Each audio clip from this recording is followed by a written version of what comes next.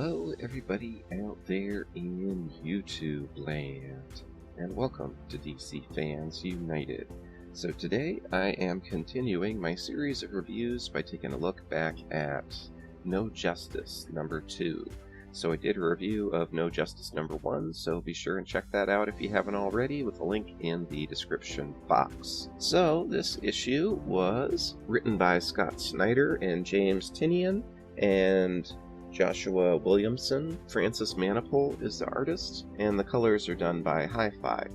So the coloring on this issue is pretty crazy and throughout the series, but I actually like it that way for some reason. I think it's pretty neat. So speaking of crazy colors, here's the cover. So the art on this was used in the promotional material for the series, and it shows Team Entropy. So I always thought it was kind of weird that they chose Team Entropy as a name for a group of, well, more or less heroes. Heroes and villains working for a good cause. But anyways, I always thought it was a weird name, but it's actually explained in the series why all the teams got their names. So we'll go ahead and start off on the first page. And so Amanda Waller's got a little snowmobile thing, and she's driving up, I guess, to the Fortress of Solitude. And she gets out, and right away she's confronted by Green Arrow.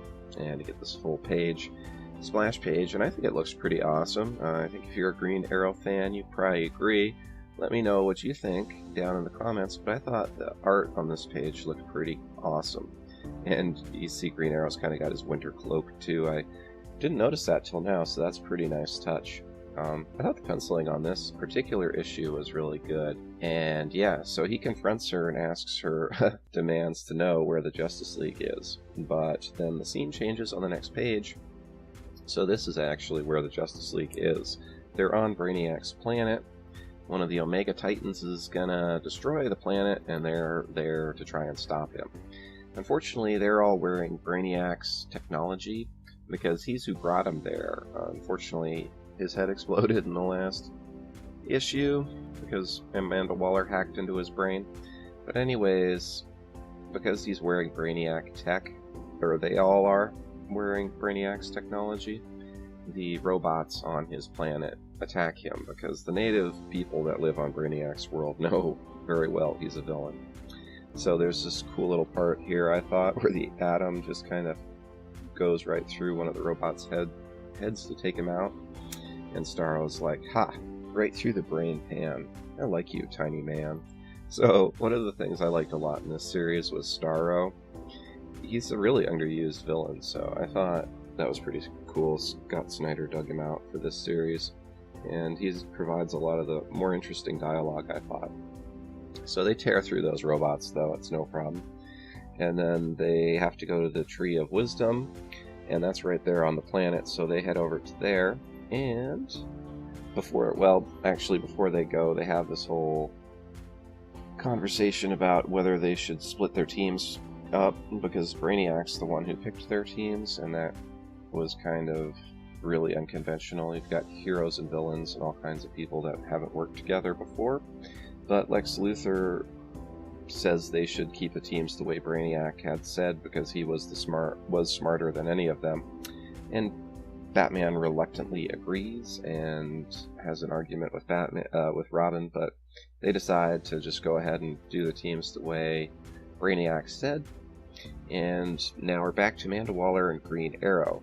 So this is another page where I thought the coloring was really kind of cool. You can see the Aurora Borealis in the background, and apparently this is tied into the Green Arrow Annual number 2, this part. So if you read that, let me know how that went.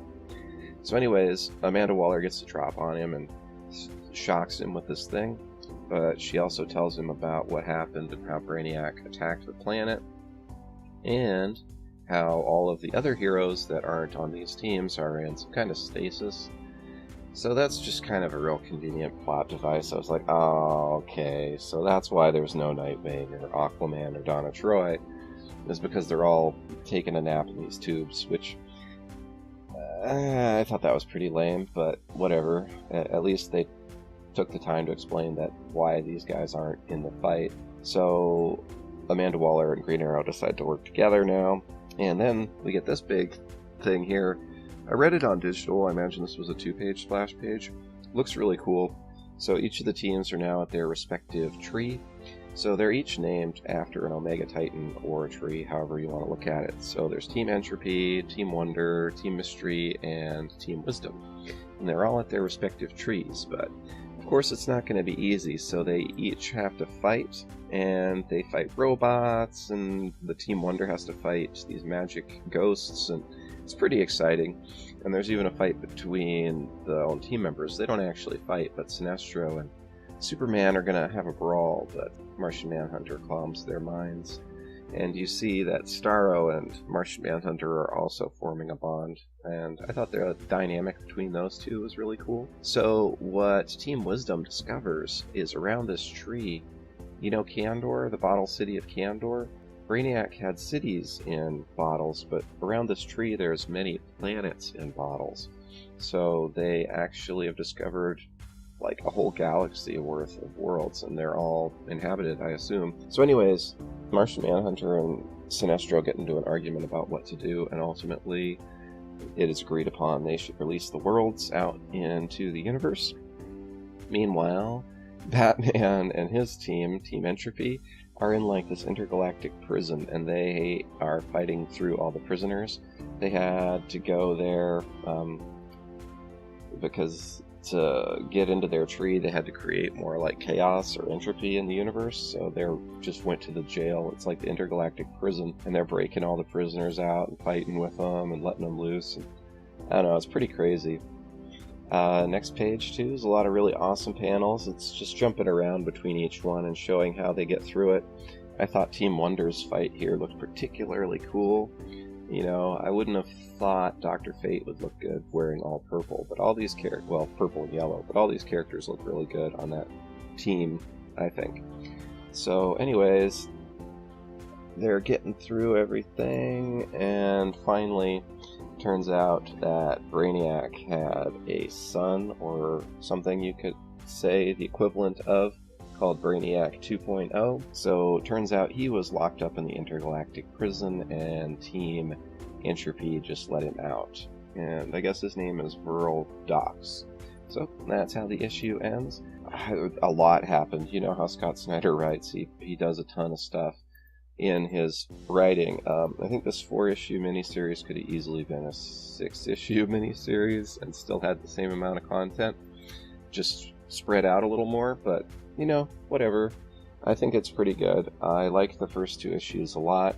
We'll get into some problems with the 3rd and 4th issue when I review those, but for now, that's all from me. Let me know down in the comments what you thought. You know, I really like to hear your guys' feedback. It's a big part of why I do this, is to get other people's opinions on things that I enjoy. So, that's all for now. Thanks for watching. Be sure to subscribe if you haven't subscribed. Hit the bell for notifications. And as always, thank you for watching and being a part of DC Fans United. End of line.